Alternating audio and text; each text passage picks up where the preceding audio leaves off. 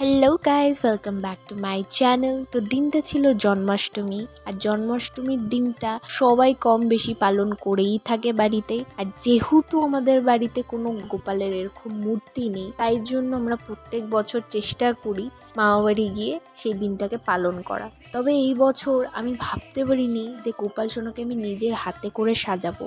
গোপাল যেরম করেই চেয়েছে আমি সেরম করেই গোপালের অঙ্গরক্ষা করেছি। তোমরা অবশ্যই জানিও গোপাল সোনাকে দেখতে কেমন লাগছে।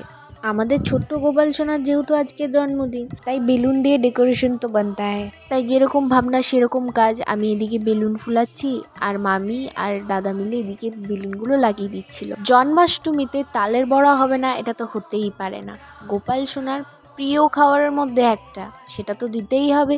আর এখানে দেখতে পাচ্ছ সব কিছুই গোপাল সোনা যেটা যেটা খেতে পছন্দ করে সেই সব কিছু এখানে সাজিয়ে গুছিয়ে রাখা হয়েছে। আর দেখতেই পাচ্ছ আরও কত কত ছোট্ট ছোট্ট গোপাল এখানে এনে রাখা হয়েছে। কত ভালো লাগছে না দেখতে। সন্ধ্যে থেকেই গীতা পাঠ কীর্তন করা অলরেডি শুরুই হয়ে গেছিলো। আর তাড়াতাড়ি আমি রেডি হয়ে, যেটা আমার খুব ভালো লাগে করতে, সেটা হচ্ছে চন্দনের টিপ সবাইকে পরানো। তাই সুযোগ থাকাতেই আমি বসে পড়লাম সবাইকে তিলক পরাতে। আর যেহেতু তিলক পরাচ্ছিলাম সবাইকে, এই দিদাটা আমাকে তিলক পরিয়ে দিল। ইচ্ছে হলো তাই পরিয়ে দিল, আর আমিও বারণ করলাম না। আমার নিজেও পরতে খুব ভালো লাগে, আর পরাতে তো খুবই ভালো লাগে। আর এই দেখো কি কিউট লাগছে না ওকে তিলকটা পরে। তো এখানে গোপাল সোনার স্নানের জন্য পঞ্চামৃত বানানো হচ্ছে। দুধ, দই, ঘি, মধু, চিনি, গোলাপ জল, অর্ঘ্য, 108টা তুলসী পাতা আর দুব্বো দিয়ে ভালো করে মিশিয়ে নেওয়ার পর এবার গোপাল সোনার চান করানোর পালা। 12টার বাজার আগে আগে গোপাল সোনাকে চান করিয়ে দেওয়া হচ্ছে। সব গোপালকে সযত্ন করে গামলায় রেখে এক এক করে পঞ্চামৃত আর ফলের রস দিয়ে চান করানো হচ্ছে। দেখতে কতটাই অপূর্ব লাগছে, তাই না? চোখই ফেরানো যাচ্ছিল না। এক এক করে যেহেতু সবাই চান করাচ্ছিল গোপাল সোনাকে, তাই সুযোগ পেয়ে আমিও গোপাল সোনাকে চান করালাম। আমার তো খুব ভালো লাগছিল নিজের হাতে গোপাল সোনাকে চান করাতে পারছি, সেই সুযোগটা পেলাম।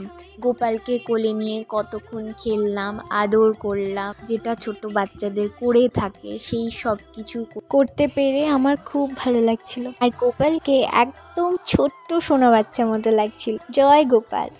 তো এবার গোপাল সোনা যেহেতু চান হয়ে গেছে, তাই এক এক করে সবাই সুযোগ পেয়ে সবাই সবার গোপালকে চান করিয়ে গা মুছিয়ে দিচ্ছিল। আর মা এদিকে গোপাল সোনাকে কোলে নিয়ে খেলাচ্ছিল, তাই ভাবলাম আমিও একটু গোপাল সোনাকে কোলে নিয়ে খেলাই। কি কিউট লাগছে না?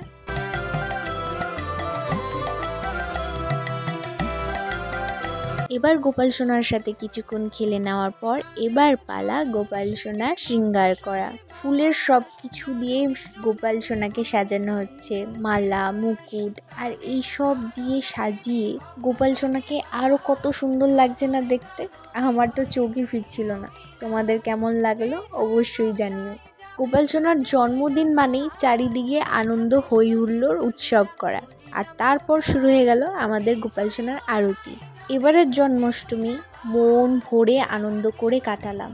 তোমাদের জন্মাষ্টমী কিরকম কাটলো অবশ্যই জানিও। এবার যেহেতু সবাই আনন্দ করছে, আমিও আর থাকতে পারলাম না, দাদা বুনুকে নিয়ে চলে আসলাম এই আনন্দটুকুনি করতে।